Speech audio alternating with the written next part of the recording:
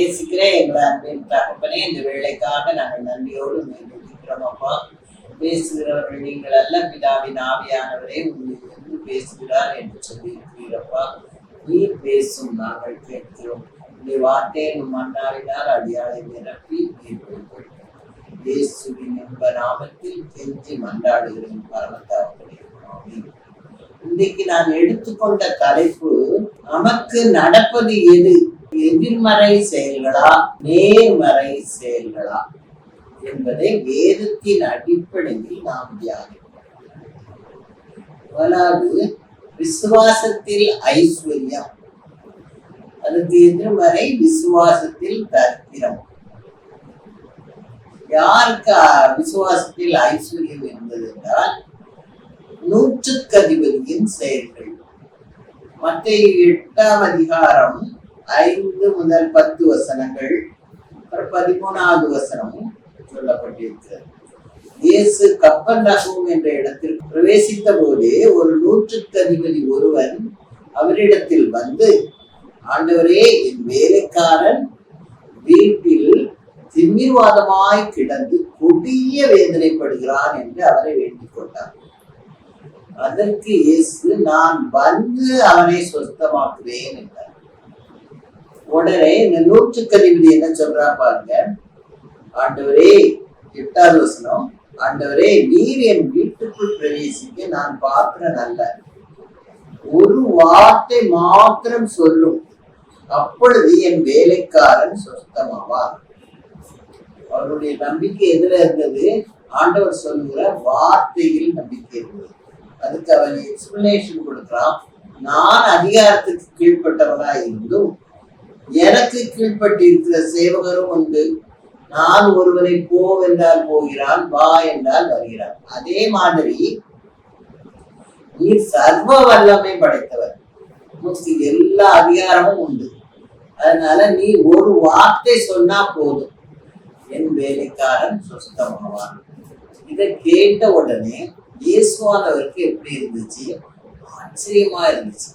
அவர் தன்னோடு வருகிற சீஷர்களை பார்த்து அவர் சொல்லுகிறார், 10வது வசனம், இயேசு இதை கேட்டு ஆச்சரியப்பட்டு தமக்கு பின் செல்கிறவர்களை நோக்கி, இஸ்ரவேலருக்குள்ளும் நான் இப்படிப்பட்ட விசுவாசத்தை காணவில்லை என்று மெய்யாகவே உங்களுக்கு சொல்கிறேன் சொல்றேன். அவ்வளோ விசுவாசம். விசுவாசத்தில் இந்த நூற்றுக்கு அதிபதி ஐஸ்வர்யவானாய் இருந்தார். 13வது வசனம் பார்க்கும்போது ஆண்டவர் என்ன ஒரு வார்த்தை சொன்னார் என்று பார்த்து, இயேசு நூற்றுக்கு அதிபதியை நோக்கி, நீ போகலாம், நீ விசுவாசித்தபடியே உனக்கு ஆக்கடவது என்றார். அந்த நாளிகையிலே அவன் வேலைக்காரன் சொஸ்தமா. சொன்ன உடனே அங்க வேலைக்காரன் என்ன செஞ்சுட்டான்? சொஸ்தமாயிருந்தார். போகலாம், விசுவாசித்தபடியே உனக்கு ஆகக்கடவுது. இதுதான் என்னது? விசுவாசத்தின் ஐஸ்வர்யம். இந்த நூற்றுக்கு அதிபதியின் விசுவாசத்தை பார்த்தீங்கன்னா, ஒரு வார்த்தை சொன்னா போதும். நீ சொல்ற, நான் சொல்ற ஒரு வார்த்தைக்கெல்லாம் எனக்கு கீழ் இருக்கிறவங்க எல்லாம் அடிபடுகிறாங்க. சர்வ வல்லமையும் படைத்தவர் நீர் ஒரு வார்த்தை சொன்னா போதும், எல்லாமே சரியாயிடும்.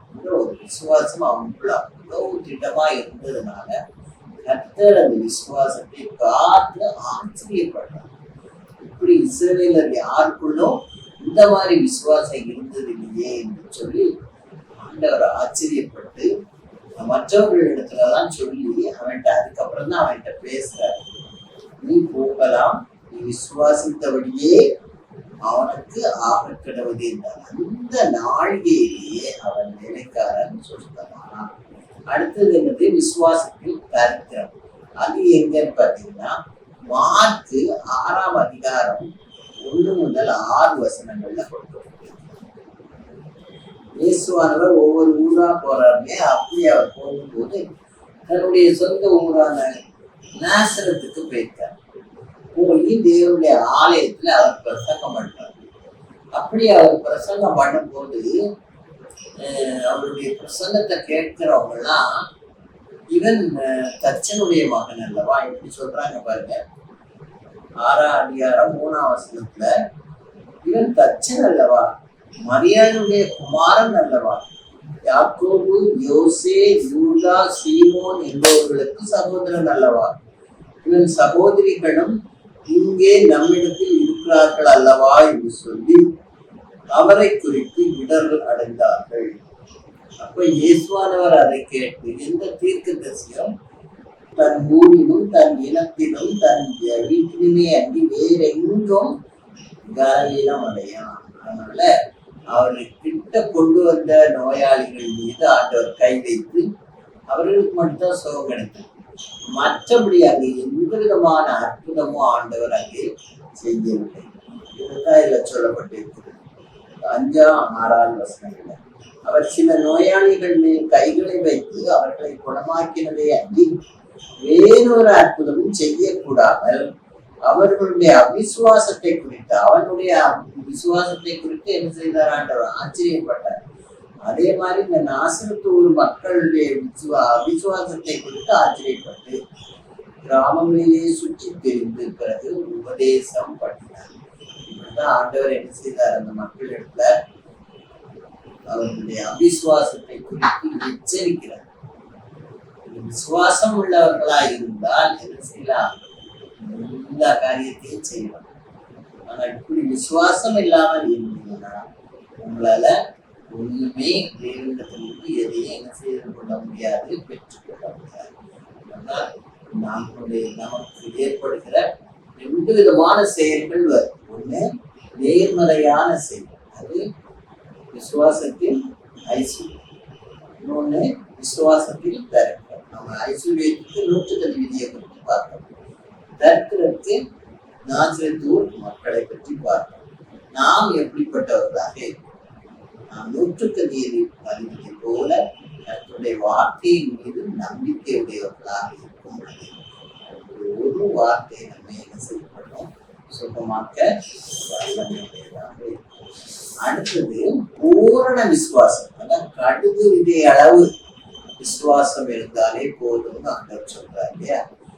அப்புறம் அதுக்கு எதிர்மறையானது அற்ப விசுவாசம். கடுகளவு விசுவாசம் என்பது பூரணமான விசுவாசத்தை கொடுக்கும். இது மார்க்கு 10ஆம் அதிகாரம் 46 முதல் 52 வரை ஒரு சம்பவம் கொடுக்கும். 10:46 இருந்து 52. அதாவது இயேசுவானவர் எரிகோ வீதி வழியா போறார். அவர் போகும்போது அவர் கூட நிறைய பெரும் கூட்ட மக்கள் போறாங்க. அப்படி நிறைய பேர் அங்க போகும்போது சத்தம் கேட்கலையா? இந்த பர்பிமேயு என்ற குருடன் வழியருகே உட்கார்ந்து பிச்சை கேட்டுருவாங்க. ஆட்கள் நடக்கிற மாதிரி சத்தம் கேட்ட உடனே அவன் பக்கத்துல கேட்கறான், யார் வருகிறார்? உடனே இயேசுவானவர் வருகிறார் அவருக்கு சொல்லப்படும். சொன்ன உடனே அவன் என்ன சொல்றான்? அறிவில் மாறவே எனக்கு இறங்கும், அறிவில் மாறவே எனக்கு இறங்கும் சொல்லி சத்தம் போடுறான். உடனே சீஷர்கள்லாம் அதற்றாங்க, சத்தம் போடாம அப்படி கத்துற ஆரம்பிச்சு. அவன் என்ன செய்யறான்? இன்னும் அதிகமாய் சத்தம் போட்டான். அவன் பேசாதிருக்கும்படி 48ஆம் வசனம் பாருங்க. அவன் பேசாதிருக்கும்படி அநேகர் அவனை அதட்டினார். அவனோ அறிவில் மாறவே எனக்கு இறங்கும் என்று முன்னிலும் அதிகமாய் கூப்பிட்டான். உடனே ஆண்டவர் என்ன செஞ்சார்? நின்றுட்டு அவனை அழைத்து கொண்டு வராங்க. குருடனை போய் அவனுடைய சீஷர்கள் அழைக்கிறாங்க. தினன்கொள் போதகர் உன்னை அழைக்கிறாருன்னு சொன்ன உடனே அவன் தான் மேல குருடன் ஒரு மேல் வஸ்திரம் போடுவான். அந்த விசுவாசத்தோட என்ன செஞ்சுட்டான்? எரிஞ்சிட்டான். இது நமக்கு தேவையில்லை என்று அதை எரிஞ்சு விட்டு எழுந்து இயேசுவினிடத்துல வந்த உடனே ஆண்டவர் அவன்கிட்ட கேட்கிறார், நான் உனக்கு என்ன செய்ய வேண்டும்? இயேசுக்கு தெரியாத அவனுக்கு என்ன வேணும்னு. ஆனாலும் அவன் தன் வாய் நான் சொல்லணும் சொல்லி ஆண்டவர் உனக்கு நான் என்ன செய்ய வேண்டும் என்று கேட்கிறேன். உடனே அவன் என்ன சொல்றான்? நான் பார்வை அடைய வேண்டும் சொல்றான். இயேசு அவரை நோக்கி என்ன சொல்றாரு பாருங்க, 52ஆவது வசனம், நீ போகலாம், உன் விசுவாசம் உன்னை ரட்சித்தது என்றார். உடனே அவன் பார்வை அடைந்து வழியிலே இயேசுக்கு பின் சென்றான். அதுக்கப்புறம் அவன் பாட்டுக்கு போறான். அவன் இஷ்டம் போல ஆண்டவருக்கு பின்னாலே உன் விசுவாசம் உன்னை ரட்சித்தது. அப்ப நமக்கு என்ன வேணும்? ஒரு பூரணமான கடுகு விதையை நீங்க பார்த்துருக்கீங்க, சின்னதா தான் இருக்கும். ஆனால் ஒரு முழுமையான ஒரு உருண்டையா இருக்கு இல்லையா? அதே மாதிரி நம்முடைய விசுவாசம் பூரணமான ஒரு விசுவாசமா இருக்கு. அறகுற விசுவாசமா இருக்கக்கூடாது. பூரணமான ஒரு விசுவாசத்தை உடையவர்களாக இருக்கும்போது ஆண்டவர்கள் நம்ம இவ்வளவு விசுவாசமா இருக்கோன்றது ஆண்டவருக்கு தெரியும். அப்படியே ஆண்டவர் என்ன செய்கிறாரு பார்த்து, நீ போகலாம், உன் விசுவாசம் உன்னை சொன்ன உடனே அவனுக்கு என்ன செஞ்சிச்சு? கண் பார்வை அடைந்து அவருக்கு பின்னாக அவங்க போய் நடந்து தானே இருக்காங்க, அவங்க பின்னாலே அவங்க சேர்ந்து நடந்து போகணும்னு சொல்லுவாங்க. அதே மாதிரி ஆண்டவர் என்ன செய்யறாருன்னா, அந்த சீஷர்களை மத்திய 8:23-27 சொல்லப்பட்டிருக்கு. மார்க் 4 அக்கறைக்கு போவார்கள். சாயங்காலமான போது இயேசு தம்முடைய சீஷர்களை நோக்கி அக்கறைக்கு போவார்கள் என்று சொல்லி ஒரு கப்பல் தயாராக ஏறும்போது ஆண்டவர் என்ன செய்யறாரு? பின்னணியத்துல போய் ஒரு தலைவனையை போட்டு நிம்மதியா தூங்குறாரு. மற்றவங்க எல்லாம் உட்கார்ந்துருக்காங்க. அப்படி போகும்போது பிரயாணப்பட்டு போய்கொண்டிருக்கிறாங்க. அக்கறைக்கு போய்கொண்டிருக்கும்போது திடீர்னு பயங்கரமான காற்று, சூறாவளி காற்றடிச்சு அவளுக்கு இருக்க தண்ணிலாம் உள்ள வர்ற மாதிரி பயங்கரமா சுழட்டிட்டு அடிக்குது. கீழே நம்ம அவ்வளோ முங்கதான் போறோம்னு சொல்லி அவங்க எல்லாரும் பயந்து போய் ஆண்டவரை என்ன செய்யறாங்க? எழுப்புறாங்க பாருங்க. எப்படி எழுப்புறாங்கன்னு பாருங்க. 38வது வருஷம், மார்க் 4:38. அவர்கள் அவரை எழுப்பி, போதகரே, நாங்கள் மடிந்து போகிறது, உமக்கு கவலை இல்லையா என்றார். நாங்க மடிந்து போற மாதிரி இருக்கவே, அதை குறித்து உமக்கு கவலை இல்லையா அப்படின்னு சொல்லி ஆண்டவர் தூங்கி இருக்கிறவரை என்ன செய்யறாங்க? எழுப்புறாங்க. ஆண்டவர் எழுப்பி அவர்களை என்ன செய்ய, காற்றை முதல்ல அதற்றாரு, கடலை பார்த்து அமைதி இறையாதே அமைதலாயிருன்னு சொல்றாரு. உடனே மிகுந்த அமைதல் உண்டாயிடுச்சு. காற்றும் கடலும் அவர் சொன்ன உடனே கீழ்ப்படிச்சு. உடனே மக்கள் பார்த்துட்டு, என்னடா காற்றையும் கடலையும் என்ன செய்யறாரு? அதற்கிறாரு. ஆனா என்ன செய்யறாரு? சீற்றர்களை பார்த்து, ஏன் இப்படி பயப்பட்டீர்கள்? ஏன் உங்களுக்கு விசுவாசம் இல்லாமல் போயிடுச்சு? அற்ப விசுவாசிகளேன்னு சொல்லி ஆண்டவர் என்ன செய்யறாரு? சொல்றாரு. மத்தேயு 8:23-27 இதே சம்பவம் தான் கொடுத்திருக்கு. அப்ப ஆண்டவர் அவர்களை பார்த்து என்ன சொல்கிறார்? மத்தேயு 8:26 அதற்கு அவர், அற்ப விசுவாசிகளே, ஏன் பயப்படுகிறீர்கள் என்று சொல்லி எழுந்து காற்றையும் கடலையும் அதட்டினார். உடனே மிகுந்த அமைதல் உண்டாயிற்று. ஆண்டவரை எழுப்பின உடனே அவர் எழுப்பி அவங்கள பார்த்து அவர் சொல்றாரு, அற்ப விசுவாசிகளே. இப்ப நமக்கு என்னல்ல, ஆண்டவர் நம்ம கூட இருக்காரு, நம்மளோட ஆள் போடுவாரா அப்படிங்கிற விசுவாசம் அவங்களுக்கு இல்லாம போயிடுச்சு. அதுதான் ஆண்டவர் சொல்றாரு, அற்ப விசுவாசி. நம்ம எந்த நிலையில பூர்ணமான விசுவாசம் உடையவர்களாக குருடனை போல இருக்குமா, அல்லது இந்த சீஷர்களை போல பயந்து இருக்குமா? ஏதாவது ஒரு சந்தர்ப்பங்களை பார்த்து பயப்படுகிறோமா? ஆண்டவர் நம்மோடு கூட இருந்தார். எந்த சந்தர்ப்பமாக இருந்தாலும் அவர் அமைதிப்படுத்தினாக காற்றையும் கடலையும் பார்த்து விரையாதே அமைதலாயிரு அப்படின்னு சொன்ன மாத்திரத்தை அவர்கள் எல்லாம் என்ன செஞ்சிச்சு? அமைதலாயிடுச்சு. அதை பார்த்த மற்ற மக்கள் தான் என்ன செஞ்சாங்க? ஆச்சரியப்பட்டாங்க. எப்படிப்பட்ட ஒரு ஆற்றும் கடல் இருக்கு கீழ்ப்படுகிறதே அப்படின்னு சொன்னாங்க. ஆண்டவர் நம்மிடத்தில் எதிர்பார்க்கிறது என்னது? பூரணமான அந்த அன்பு, பூரணமான விசுவாசம் இது நம்மிடத்தில் இருக்கா அப்படின்றது ஆண்டவர் பார்க்கிறார். ஆகையால் நாம் உடனே போல கடிகளவு விசுவாசம் உடையவர்களாய் இருக்க வேண்டும். சீஷர்களை போல அற்ப விசுவாசிகளாய் இருக்கக்கூடாது. இந்த செயல் நம்ம செய்யறதுதான். அதனால நம்ம எந்த செயலும் செய்யணும். எவ்வரையான செயல். எவ்வரையான செயல்னா என்னது? பூர்ணமான விசுவாசம். அந்த விசுவாசத்தோடு நாம் கர்த்தரை அண்டி சேர்ந்து கர்த்தர் நம்மை நல்ல நல்ல முறையில் நம்மை வழிநடத்தி சென்றார். கடைசியாக நமக்கு முன் உண்டாகும் தடைகளால் நம் விசுவாசம் தகர்ந்து விட்டதா? அல்லாட்டா நம் விசுவாசம்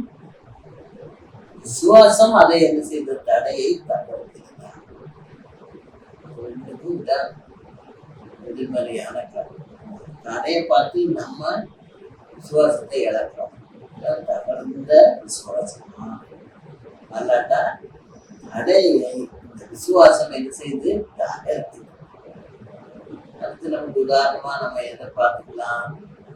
எரியோ கோட்டை. இஸ்ரவேல் ஜனங்கள் எரியோ கோட்டையை அவங்க எரியோவுக்கு முன்னால நின்றுட்டு இருக்காங்க.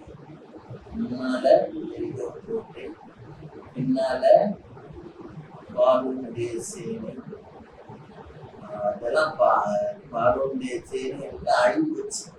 அதுக்கப்புறம் தான் அவங்க என்ன செய்யறாங்க? எரிகோவுக்கு போறாங்க. எரிகோவை தாண்டுனா காணும். அதுக்கு தடையா இருக்கிறது எரிகோவின் கோட்டை. ஆண்டவர் சொல்லியிருக்காரு, உங்களை பாலும் தேரும் ஓடுகிற கானான் தேசத்துக்கு உங்களை கொண்டு சேர்ப்பேன். அதை என்ன செய்யணும்? விசுவாசம். சொன்னதை சொன்னபடி கண்டிப்பாக என்ன செய்வார். இந்த தடையை பார்த்து என்ன செய்யுது? விசுவாசத்தை. அதனால யோசுவா மூலமாக ஆண்டவர் எப்படி இந்த தடையை தகர்க்கலாம் அப்படின்னு சொல்லி அவர் சொல்றாரு. மக்கள் எல்லாரும் என்ன செய்யறாங்க?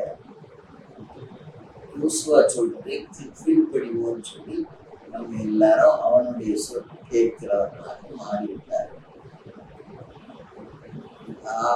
யாவரும் யோசுவாவின் சொற்படி நடக்க தீர்மானித்தார்கள். நம்ம அதன்படி செய்வோம். யோசுவா என்ன சொல்றானோ அதன்படி செய்வோம். யோசுவாவுக்கு ஆண்டவர் என்ன விடுறாருன்னா, 7 நாள் என்ன செய்யணும்? கோட்டையை சுற்றி வரும். 6 நாளும் வாயை திறக்கக்கூடாது. சுற்றி வரும். 7ஆவது நாள் மட்டும் 7 தடவை சுற்றி வரும். 6 தடவை சுற்றி வரும்போது ஏரியா தான் சுற்றி வரும். 7ஆவது முறை வரும்போது எக்காலம் ஆசாரியர்கள் எக்காலம் ஊதுவார். ஆசாரியர்கள் எக்காலம் ஊதுகையில் அந்த கோட்டை தகர்ந்து அழிந்து ஆண்டவர் யோசுவாவுக்கு சொன்னார்.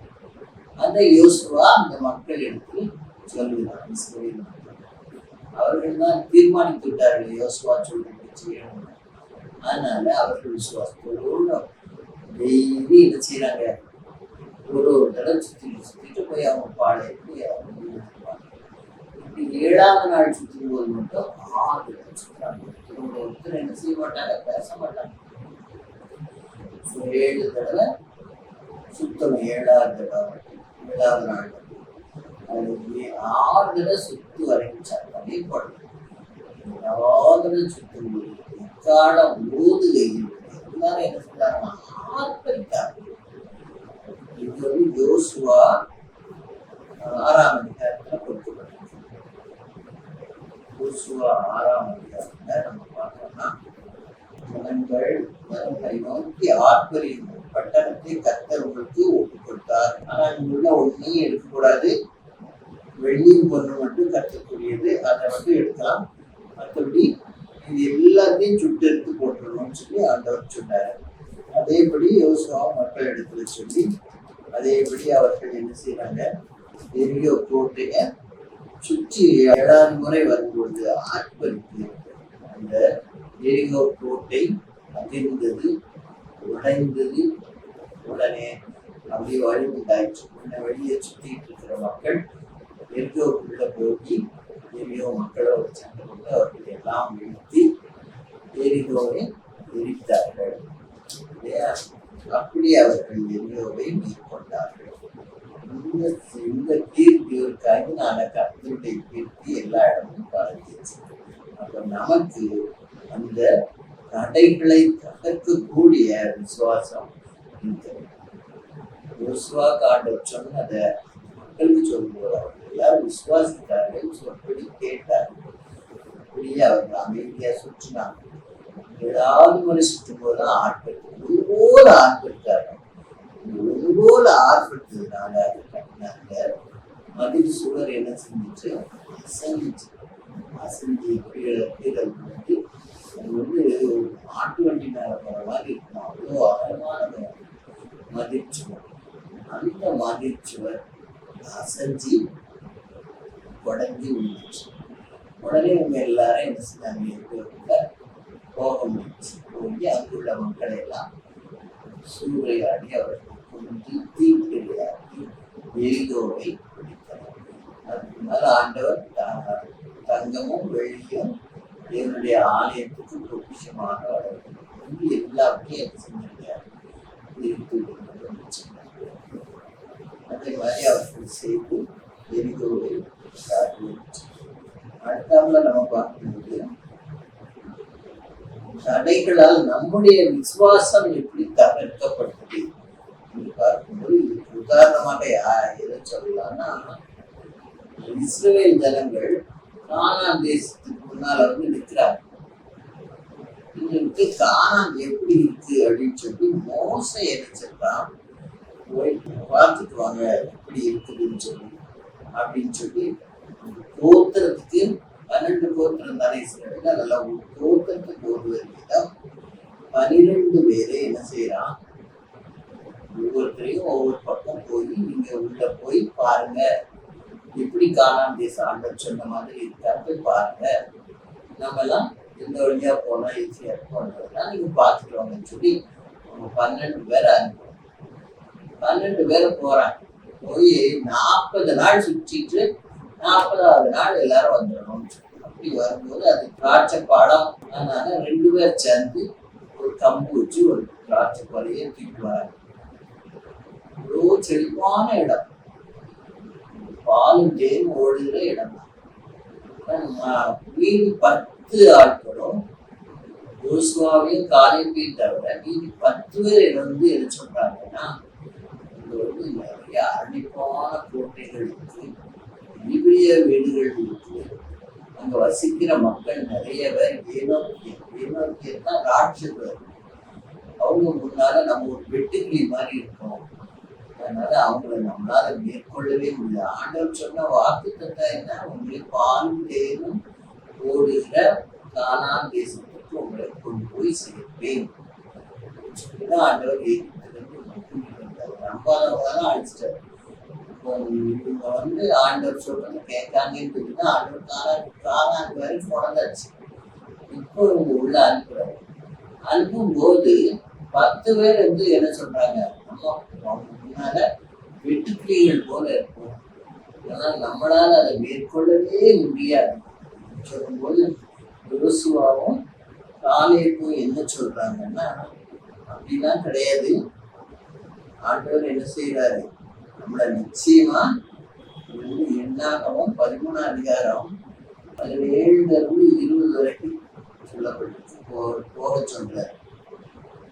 அப்புறம் 27 இருந்து 32 வரைக்கும் பார்த்தீங்கன்னா, போய் வந்த மனிதரோ நாம் போய் அந்த ஜனங்களோட இருக்க நம்மாலே கூடாது, அவர்கள் நம்மை பார்க்கலும் பலவான்.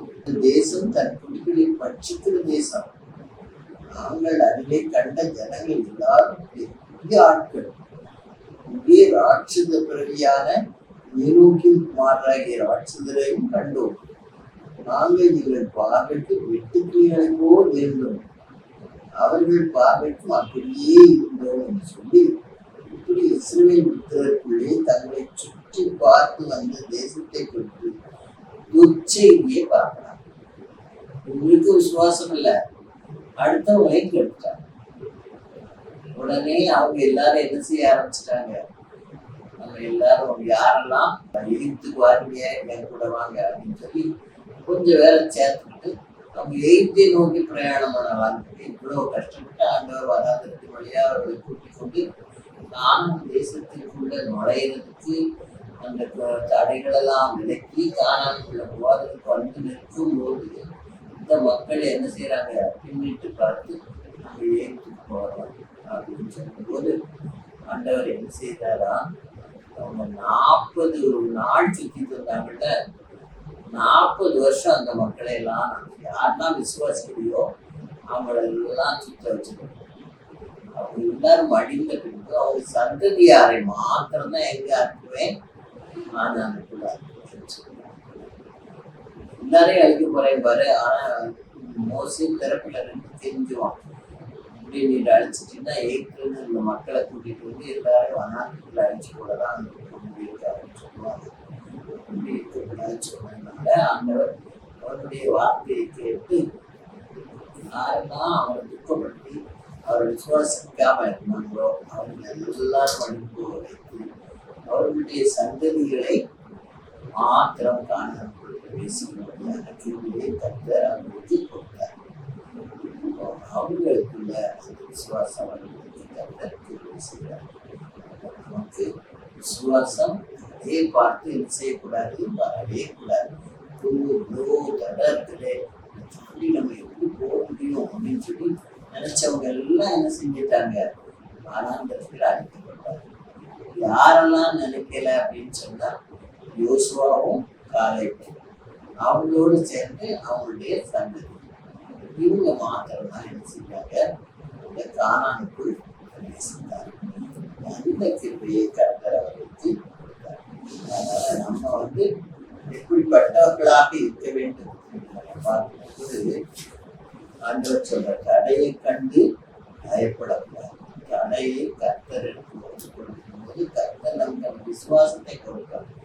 தடைகளை விளக்குகிறவர் உங்கள் மீக 2 கடைசியில் சொல்ல தடைகளை விளக்குகிறவர் உங்களுக்கு முன்பாக செல்கிறார். அவரையே காரியத்தை வாய்ப்பு செய்வார். அது அவரிடத்துல கொடுக்கும்போது அவர் நமக்கு அந்த தடையை கண்டிப்பாக என்ன செய்வார். பெரிய கோட்டையா இருந்தா கூட நமக்கு பேசிக்கவே முடியாது அப்படின்னு தான் சொன்னாங்க. கர்த்தர் அதை பேசிக்க நம்ம விசுவாசத்தை ஆண்டவர் யாரெல்லாம் நம்பலையோ அவங்க எல்லாம் வராண்டதுல 40 வருஷம் வந்தவரையே சுற்றி வந்து அவங்க எல்லாம் வராண்டதுலேயே மடிந்து கொண்டு அவங்களுடைய சந்ததியார் மாத்திரம் எங்க போனாங்க, கானானுக்குள் பேசுகிறார். நாம் விசுவாசத்தினால் தடைகளை இழக்கிறவர்களாக தடையை கண்டு விசுவாசத்தை இழக்கிறவர்களாக இருக்கக்கூடாது. இன்றைக்கு நம்ம 3 விதமான நேர்மறை எதிர்மறை செயல்களை பார்த்தோம். முதலாவது விசுவாசத்தில் ஐஸ்வர்யத்தை பார்த்தோம். அடுத்து நூற்றுக்கண்பிடி ஒரு வார்த்தை சொல்லும் அப்படிங்கிற காரணம் என்று விசுவாசத்தை கர்த்தர் அந்த விசுவாசத்தை கண்டு ஆச்சரியப்பட்டு அப்படி வேலைக்கு ஆரம்பித்து நீ போகலாம், நீ விசுவாசத்தையே ஆகிறது சொன்னார். வேலைக்கு ஆரம்பிச்சு விசுவாசத்தின் தர்க்கம் சொல்லும் போது அந்த நாச்சத்தூர் மக்களுக்கு விசுவாசமே என்ன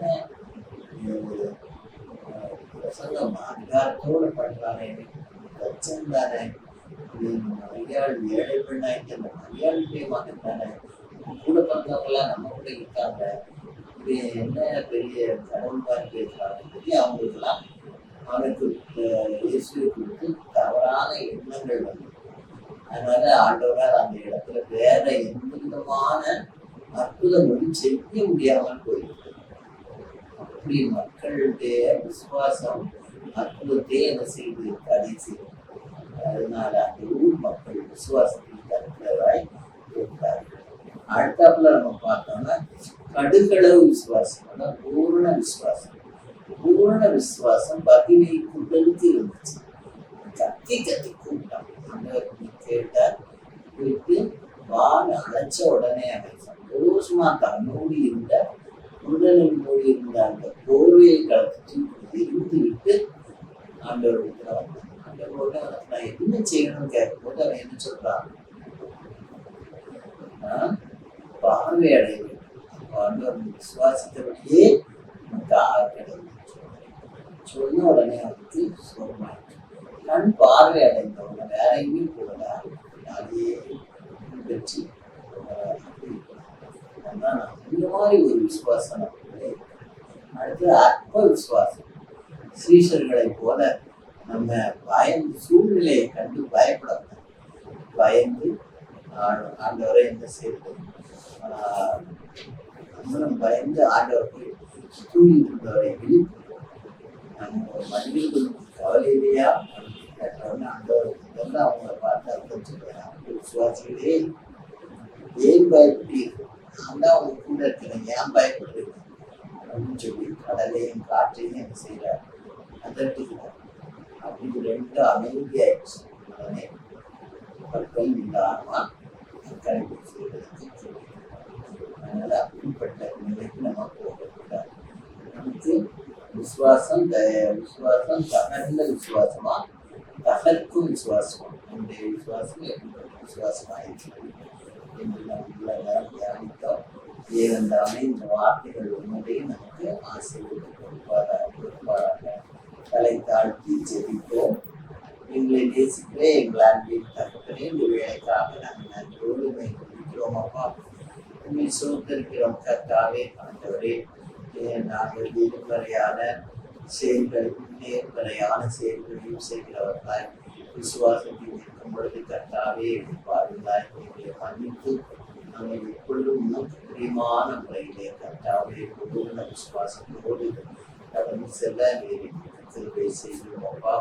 ஆண்டவரே, மூன்று கதை போல உங்களுடைய அர்த்தம் உங்களுடைய வார்த்தைக்கு மதிப்பு கொடுக்க எங்களுடைய கிருபை காணும் சுவாமி.